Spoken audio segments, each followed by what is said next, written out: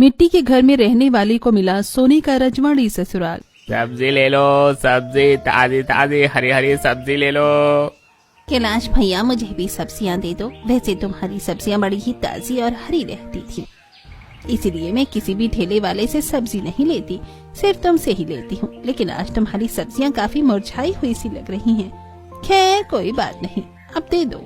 कैलाश शोभा को सब्जियां तोल कर दे देता है और उसके बाद वो कुछ और जगह सब्जियां बेचता है। फिर वो घर आ जाता है। घर आते ही कैलाश की पत्नी कहती है, आ गए आप घर। लगता है आज आपकी ज्यादा सब्जियां नहीं बिकी। माँ, कैसे बिकेंगी सब्जियां? हम अपने हाथों से घर के आसपास सब्जियां उगाकर बेचते थे, वो भी इस ठंड की बारिश ने बर्बाद कर दिया। बासी सब्जियां तो बेचने ले गए थे पिताजी, तो वो कैसे किसी को पसंद आएंगी? हाँ बेटा, तू सही कह रही है। भगवान की यही मर्जी है कि हमारी एक छोटी सी जमीन जो सब्जियों के लिए थी वो भी खराब हो गई। तो अब हम क्या कर सकते हैं? किस्मत से तो नहीं लड़ सकते ना। इतनी चिंता क्यों करते हैं? भगवान ने चाहा तो धीरे धीरे सब ठीक हो जाएगा। राधिका बेटा, जल्दी से अपने पिताजी के लिए खाना लगा दे। हाँ माँ, और मुझे भी बहुत भूख लगी है। पिताजी और हम साथ में खाना खाएंगे। ठीक है राजू, तुम दोनों बैठ जाओ, दीदी खाना परोस रही है। राधिका अपने पिता और अपने भाई के लिए चटाई पर खाना परोस देती है। राधिका के पिता और भाई खाना खा लेते हैं और फिर कमरे में जाकर आराम करते हैं। उसके बाद राधिका मिट्टी के चूल्हे पर रखा चावल का बर्तन देखती है जिसमें थोड़े से ही चावल बचे थे। राधिका ये देखकर मन में सोचती है, इतने से चावल में तो सिर्फ किसी एक का ही पेट भर सकता है। ऐसा करती हूँ कि माँ को चुपचाप ही दे देती हूँ और मैं कह दूंगी कि मैंने खाना खा लिया। यही सोचकर राधिका अपनी माँ को खाना दे देती है और अपनी माँ को खाना खिलाकर वो खुद भूखी सो जाती है। ऐसे कुछ दिन बीत जाते और मौसम अच्छा होने के साथ साथ उनके मिट्टी के घर के आसपास लगाई हुई सब्जियां फिर से फलने लगती हैं। कैलाश सब्जियों को देखकर कहता है, नम्रता, हमारे घर के आसपास की सब्जियां फिर से फलने लगी है। भगवान के खेल भी निराले हैं, वो लेता भी है और देता भी है। हाँ जी, आप सही कह रहे हैं। अब हमारी सब्जियां अच्छे रेट में बिकेंगी और हमारे जीवन में फिर से सुख आ जाएगा।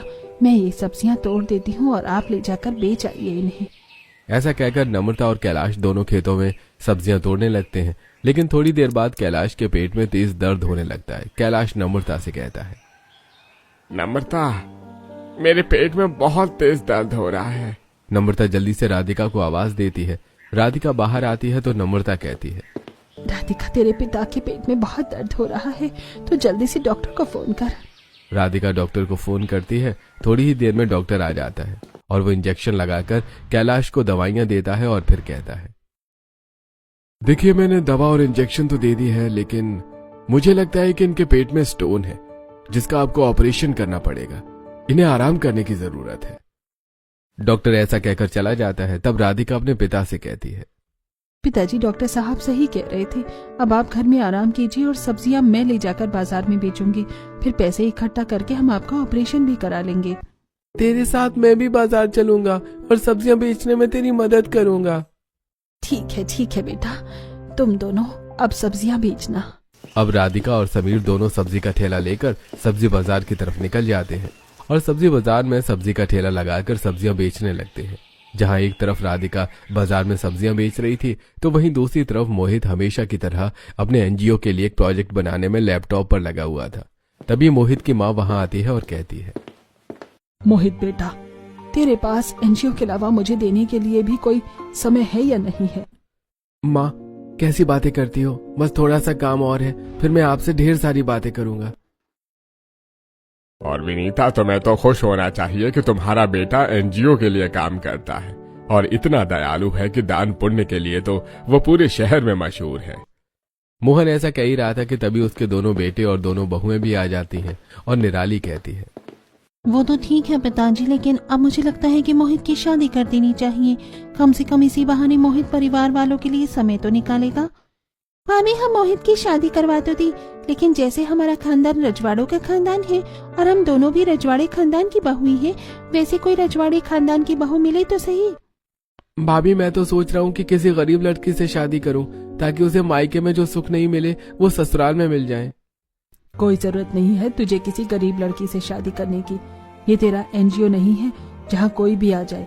मैं तो अपने स्टेटस के हिसाब से ही बहू ढूंढ कर लाऊंगी। ऐसे ही कुछ समय बीतता है और एक दिन मोहित अपनी कार से जा रहा था। तभी रोड क्रॉस करता हुआ समीर मोहित की गाड़ी से टकरा जाता है। मोहित जल्दी से कार से नीचे उतरता है और समीर के पास आकर समीर को उठाते हुए कहता है, अरे बेटा, तुम्हें कुछ हुआ तो नहीं? लगी तो नहीं तुम्हें? नहीं भैया, मैं ठीक हूँ। फिर मोहित अपनी कार से एक चॉकलेट निकालता है और समीर को लाकर देते हुए कहता है, ये चॉकलेट आपके लिए। वैसे क्या नाम है आपका और कहाँ जा रहे थे आप?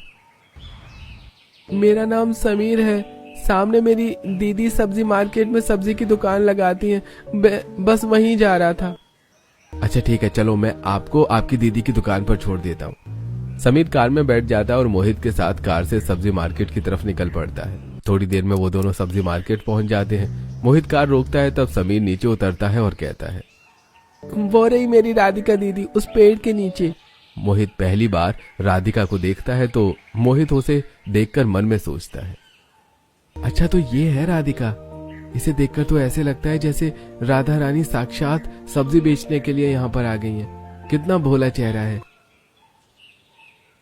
वैसे तुम और तुम्हारी दीदी दोनों सब्जियां बेचते हो, तुम्हारे मम्मी पापा नहीं बेचते?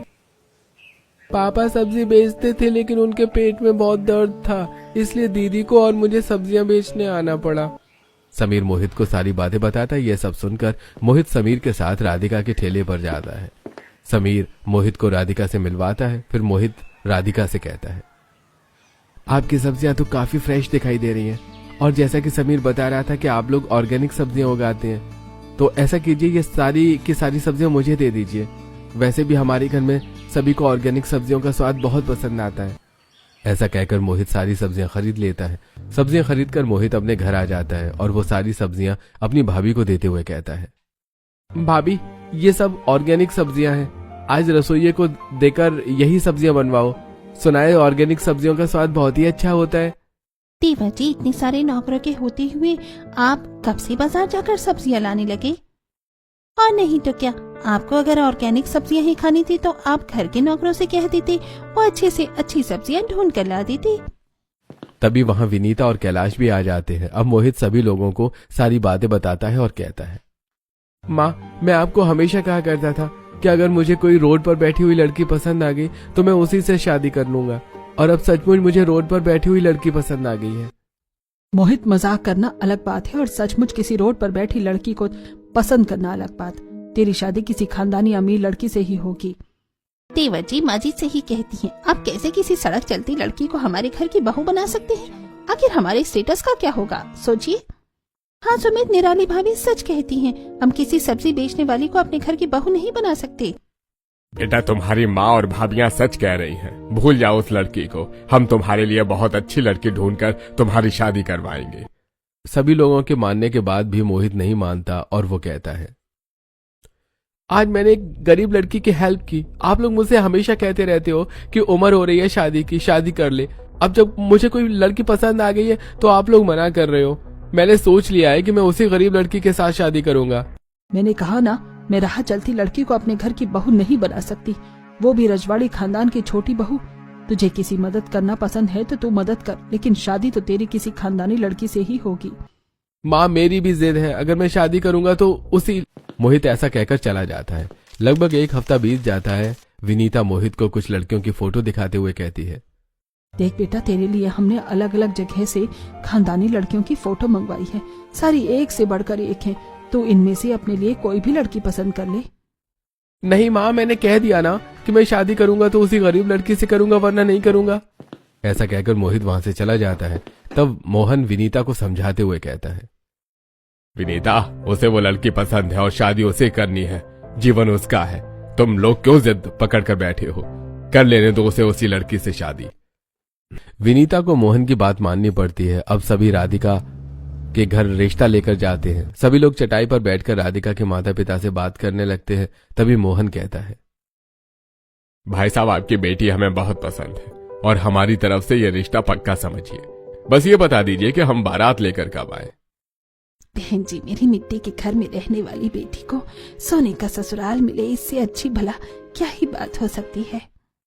और इस तरह राधिका और मोहित के रिश्ते की बात पक्की हो जाती है। थोड़ी दिनों बाद राधिका और मोहित की शादी हो जाती है और शादी करके राधिका अपने ससुराल आ जाती है। निराली राधिका की आरती उतार कर उसे गृह प्रवेश कराती है। तब राधिका पहली बार अपने ससुराल के अंदर आती है तो देखती है कि उसके ससुराल में बड़े बड़े झूमर, शानदार फर्नीचर, सोने की परत चढ़े हुए शोपीस और शानदार डेकोरेशन है। ये सब देखकर वो हैरान रह जाती है और मन ही मन सोचती है, हे भगवान, मेरा ससुराल कितना बड़ा और कितना आलीशान है। हे माधव, आपके खेल तो निराले ही हैं। कहाँ मैं मिट्टी के घर में रहने वाली गरीब लड़की और कहाँ मेरा ये सोने का बना हुआ रजवाड़ी ससुराल। मैंने तो कभी सोचा भी नहीं था कि मेरी शादी ऐसे घर में हो सकती है। उसे इस तरह अपने ससुराल को देखकर खुश होता देख खुशी कहती है, क्या सोच रही हो देवरानी जी? ऐसा घर तो अपने जीवन में आपने पहली बार देखा होगा। हाँ भाभी, राधिका ने ये घर पहली बार देखा है, लेकिन अब ये उसका ससुराल है। मोहित की बात सुनकर खुशी चुप हो जाती है। तब मोहन कहता है, अब तुम लोग जाकर आराम करो, रात बहुत हो चुकी है, बाकी बातें सुबह करना। उसके बाद सभी लोग अपने अपने कमरे में जाकर आराम करते हैं। अब मोहित राधिका से ढेर सारी बातें करता है और फिर राधिका कहती है, मोहित जी, मैं जानती हूँ कि माझी इस शादी के लिए तैयार नहीं थी और शायद वो अभी भी मुझसे गुस्सा है। कोई बात नहीं राधिका, मुझे पूरा विश्वास है कि तुम अपनी अच्छाई से माँ का दिल जीत ही लोगी। अगले दिन सुबह राधिका जल्दी उठती है। पहले वो नहा धोकर मंदिर में पूजा करती है और फिर अपनी सास और ससुर को प्रसाद देती है और उनके पैर छूती है। फिर कहती है, माँ जी, मुझे पता है कि आपको और पिताजी को सुबह ही चाय पीने की आदत है। मैं आप लोगों के लिए चाय बनाकर ला देती हूँ। फिर राधिका रसोई में जाती है और अपने सास ससुर के लिए चाय बनाती है, फिर उन्हें लाकर देती है। उसके बाद ससुर चाय लेकर पीने लगते हैं। तो विनीता कहती है, अब जब तुम इस घर की बहू बन ही गई हो तो आज तुम्हारी मुंह दिखाई की रस्म है। तो तुम रजवाड़ी पोशाक और गहने पहनकर तैयार हो जाना। मैं पोशाक और गहने तुम्हारे कमरे में भिजवा दूंगी। जी माँ जी। ऐसा कहकर राधिका अपने कमरे में चली जाती है। थोड़ी देर बाद खुशी राधिका को रजवाड़ी पोशाक और कुछ गहने लाकर देते हुए कहती है, राधिका माँ जी ने ये पोशाक और गहने भिजवाए हैं, इन्हें पहनकर तैयार हो जाओ। अब राधिका उस भारी रजवाड़ी पोशाक को उठाकर देखती है और मोहित से कहती है, मोहित, ये ड्रेस तो बहुत महंगी होगी। इसे देखकर ऐसा लग रहा है इसमें सोने और चांदी की कढ़ाई की गई है। हाँ राधिका, माँ ने इसे स्पेशली मेरी पत्नी के लिए बनवाया था। इसमें काफी सारा सोना चांदी लगा हुआ है और कुछ हीरों का भी इस्तेमाल किया गया है। हे भगवान, इतनी महंगी ड्रेस! मैंने तो जीवन में कभी महंगे कपड़े नहीं पहने। इतनी महंगी ड्रेस में कैसे पहन सकती हूँ भला? अरे क्यों नहीं पहन सकती? अब तुम एक मामूली लड़की नहीं बल्कि एक रजवाड़ी खानदान की बहू हो और मोहित की पत्नी हो। तुम जल्दी से ये सब पहन कर तैयार हो जाओ। मैं भी देखूं कि मेरी पत्नी इस रजवाड़ी पोशाक में कैसी लगती है। ये सुनकर राधिका शर्मा जाती है। थोड़ी देर में राधिका कपड़े बदलकर सारे जेवर पहनकर हल्का मेकअप करके तैयार हो जाती है। राधिका बहुत सुंदर लग रही थी। मोहित उसे देखकर कहता है, सचमुच राधिका, तुम तो राधा रानी की तरह दिखाई दे रही हो। राधिका मुस्कुरा देती है। मोहित और राधिका बाहर आते हैं जहां सभी मेहमान उन दोनों का इंतजार कर रहे थे। दोनों सोफे पर बैठ जाते हैं। तभी मोहल्ले की भावना कहती है, बहू को देखकर तो दिल खुश हो गया। ये तो सचमुच राधा रानी की तरह लग रही है। इसके माँ बाप ने इसका नाम भी बहुत सोच समझ कर राधिका रखा है। लेकिन भावना की तारीफ सुनकर भी विनीता कुछ नहीं कहती। मुंह दिखाई के बाद सभी औरतें चली जाती हैं। तब राधिका अपनी सास से कहती है, माँ जी, आज मेरी पहली रसोई है, तो आप मुझे बता दीजिए कि आप लोगों को खाने में क्या क्या पसंद है। मैं जाकर बना लेती हूँ। तुम्हें खाना बनाने की कोई जरूरत नहीं है। हमारे यहाँ खाना तो रसोईया बनाता है। तुम तो बस चम्मच चला देना ताकि पहली रसोई की रस्म पूरी हो जाए। माँ जी, मैं जानती हूँ कि यहाँ पर खाना रसोईया बनाता है, लेकिन मैं अपने हाथों से आप सभी के लिए खाना बनाना चाहती हूँ। अरे विनीता, जब राधिका का इतना मन है तो उसे बनाने दो अपने हाथ से खाना। वैसे भी रसोइये के हाथ का खाना खाकर हम सब बोर हो गए हैं। आज बहू के हाथ का खाना खा लेते हैं। ठीक है, तो इससे कह दो कि इसे जो बनाना आता हो वो जाकर बना ले, मुझसे ना पूछे। अब राधिका रसोई में जाती है और सभी लोगों के लिए पनीर कोफ्ता, वेज पुलाव, रायता, दही बड़े, पूड़ियां, आलू छोले की सब्जी और मीठे में खीर बना देती है। फिर वो सभी के लिए खाना डाइनिंग टेबल पर सोने और चांदी के बर्तनों में परोस देती है। सभी लोग खाना खाते हैं। खाना खाकर मोहन कहता है, राधिका बहू, खाना तो तुमने बहुत ही अच्छा बनाया है और ये खीर तो मुझे सबसे ज्यादा पसंद आ रही है। हाँ पिताजी, मुझे तो खीर के साथ ये आलू छोले की सब्जी भी बहुत पसंद आई। राधिका की इतनी तारीफ होते देखकर निराली और खुशी दोनों जल जाती हैं। निराली खुशी के कान में धीरे से कहती है, देख रही हो खुशी, इस सड़क छाप लड़की की कितनी तारीफ हो रही है। हमारी तो कभी किसी ने इतनी तारीफ नहीं की। हाँ भाभी देख रही हूँ, इतनी अच्छी तो है नहीं ये राधिका जितनी की सभी लोग तारीफ कर रहे हैं उसकी। सभी लोग खाना खा लेते हैं। उसके बाद अमन राधिका को कुछ कैश देता है और कमलेश और मोहन भी राधिका को अपनी अपनी तरफ से मुंह दिखाई देते हैं, लेकिन राधिका की दोनों जेठानियों ने उसे कुछ नहीं दिया था। विनीता यह सब देख लेती है और वो राधिका से कोई बात नहीं करती और चुपचाप अपने कमरे में चली जाती है।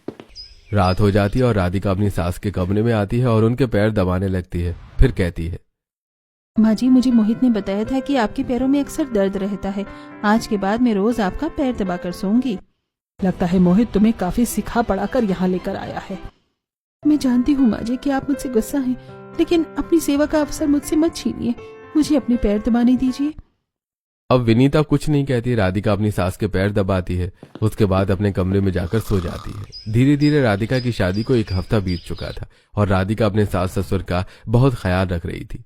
रोज की तरह आज भी शाम को राधिका अपनी सास के कमरे में आती है और अपनी सास को दवा देते हुए कहती है, माँ जी, आपकी दवाई का समय हो गया है। ये रही आपकी दवा, आप इसे खा लीजिए। हाँ, तुम रख दो और यहाँ से जाओ, मैं खुद ही खा लूंगी। ये सुनकर राधिका दवाई रखकर वहां से चली जाती है। धीरे धीरे समय बीत रहा था। राधिका अपनी सास की बहुत सेवा कर रही थी और इस तरह राधिका ने अपनी सास का दिल जीत लिया था और अब उसकी सास भी उसे बहुत प्यार करने लगी थी। एक दिन राधिका की सास राधिका के हाथों से दवाई खाने के बाद कहती है, तू मेरा कितना ख्याल रखती है। माँ जी, ये तो बहू होने के नाते मेरा फर्ज है। वैसे माँ जी, सुबह से निराली भाभी दिखाई नहीं दे रही। शायद वो अपने कमरे से बाहर ही नहीं आई।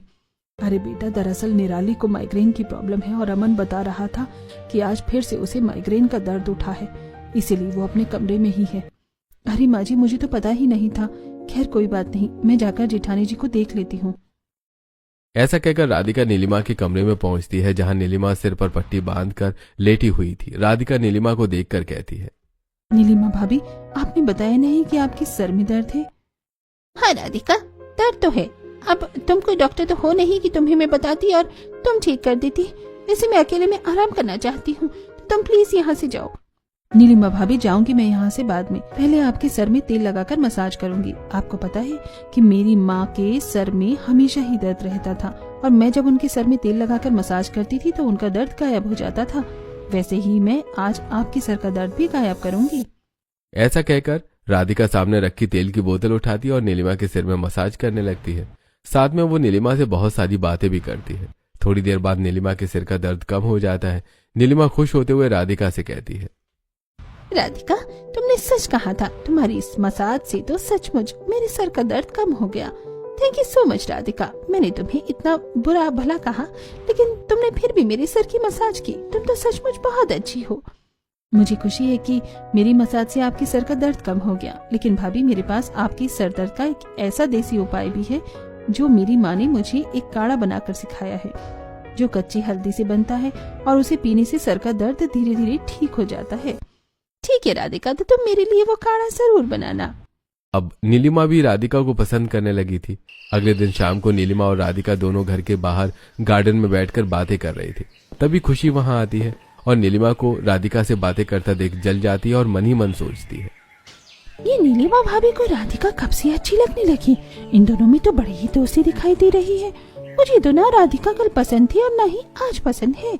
ऐसा सोचकर खुशी वहां से अपने कमरे की तरफ चली जाती है। ऐसे कुछ दिन बीत जाते हैं।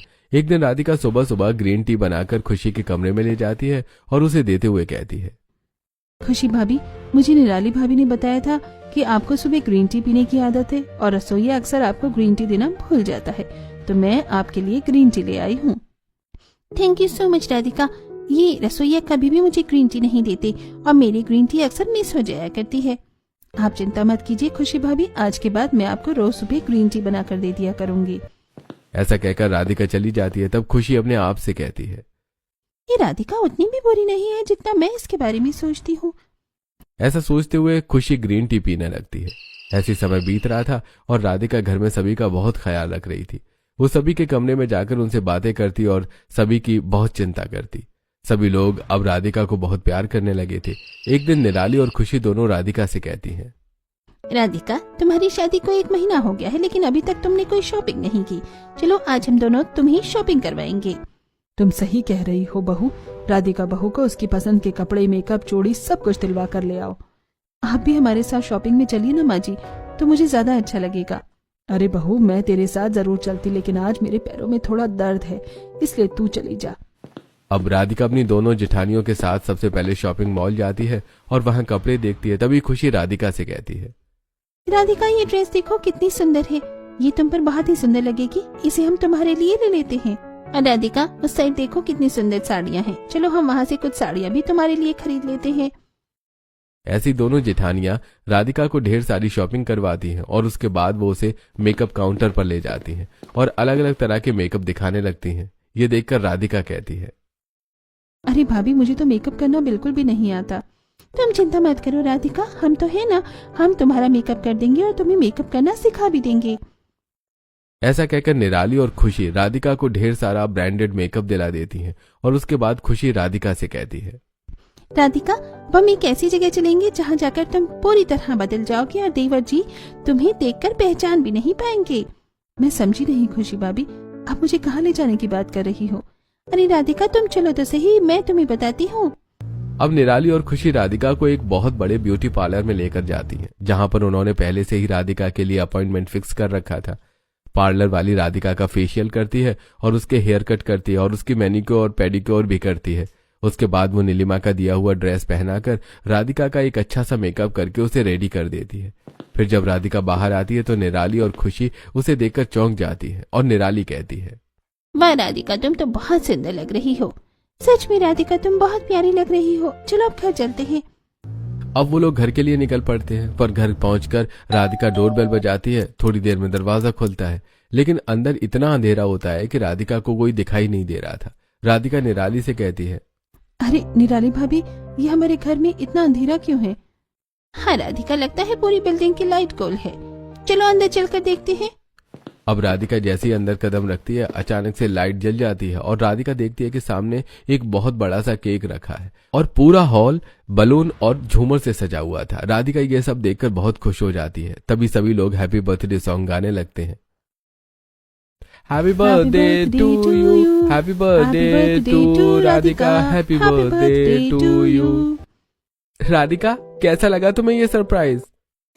बहुत अच्छा लगा मोहित, लेकिन तुम्हें कैसे पता कि आज मेरा जन्मदिन है? मुझे तो खुद याद ही नहीं था कि आज मेरा जन्मदिन है। वो सब मैं तुम्हें बाद में बताऊंगा राधिका, पहले आओ अब हम सब केक काट लेते हैं। अब राधिका केक काटती है और मोहित को खिलाती है। उसके बाद वो अपने सास ससुर और अपनी जेठानियों को और आखिरी में अपने दोनों जेठों को भी खिलाती है। सब लोग साथ में फोटो खिंचवाते हैं। उसके बाद मोहित राधिका को एक बहुत खूबसूरत हीरे की अंगूठी देते हुए कहता है, राधिका ये लो, ये रहा तुम्हारे लिए मेरी तरफ से गिफ्ट। बताओ कि ये गिफ्ट तुम्हें कैसा लगा? ये सचमुच बहुत सुंदर अंगूठी है मोहित, मुझे बहुत पसंद आई। तभी अमन राधिका को एक कार की चाबी देते हुए कहता है, राधिका ये मेरी तरफ से तुम्हें एक शानदार कार, तुम्हारे जन्मदिन का तोहफा। ऐसे ही राधिका के ससुर और राधिका के छोटे जेठ भी उसे गिफ्ट देते हैं। राधिका सभी से गिफ्ट पाकर बहुत खुश होती है, लेकिन खुश होते हुए भी उसके चेहरे पर हल्की उदासी दिखाई दे रही थी। ये देखकर मोहित अपनी माँ से कहता है, माँ हमने राधिका को जो भी तोहफे दिए वो उसके बर्थडे के लिए काफी नहीं थे, अभी उसके लिए एक और तोहफा बाकी है। तू और किस तोहफे की बात कर रहा है बेटा? माँ राधिका को उसके मायके वालों से मिलवाना बाकी है। वैसे राधिका तुम मुझसे पूछ रही थी ना कि मुझे कैसे पता चला कि तुम्हारा बर्थडे है। दरअसल पिछले 8 दिनों पहले समीर का कॉल आया था। जीजू दीदी का फोन नहीं लग रहा है, पापा के पेट में बहुत जोर से दर्द हो रहा है, पापा दीदी को याद कर रहे हैं। समीर बेटा घबराओ मत, मैं अभी आ रहा हूँ। मोहित राधिका के मायके जाता है तो देखता है कि राधिका के पापा के पेट में बहुत दर्द था।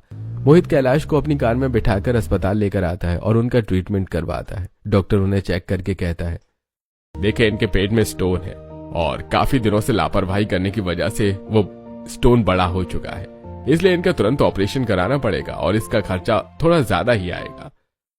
डॉक्टर साहब आप पैसों की चिंता मत कीजिए, आप इनका ऑपरेशन कीजिए, इन्हें ठीक होना चाहिए। इस तरह डॉक्टर उनका ऑपरेशन करता है।